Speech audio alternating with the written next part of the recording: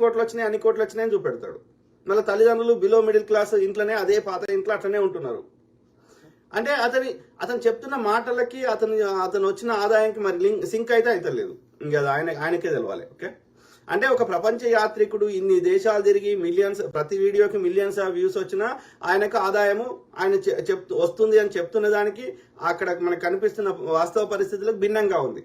Plus వ్యభిచారినికి ఎన్ని రోజుకు $1000 ఖర్చు పెట్టడానికి సిద్ధంగా ఉన్నాడు. కానీ సొంత జన్మనిచ్చిన తల్లిదండ్రులకి ఇది బ్యాంకాక్ మాత్రమే, అది కూడా $8,000 ఫ్లైట్ టికెట్ నే తీసుకుపోతాడు. ఓకే, ఇది పరిస్థితి. మరి ఇన్ని పైసలు ఉన్నాయి. ఇప్పుడు రవి ట్రావెలర్, ఇంకో ట్రావెలర్, ఆయన పెద్ద పెద్ద హోటల్లో పోయి ఉన్నాడు. ఒక్క హోటల్లో ఉండాలంటే $100 నుంచి $200 మినిమం తక్కువ లేకుండా ఏ హోటల్ రాదు పర్ డే. ఓకే, ఈరోజు సాయంత్రం మధ్యాహ్నం 3 గంటల తర్వాత చెక్ ఇన్ అయితే పొద్దున అరౌండ్ 11 o'clock చెక్అవుట్ కావాలి. ఓకే, దానికి $100 నుంచి $200 తక్కువ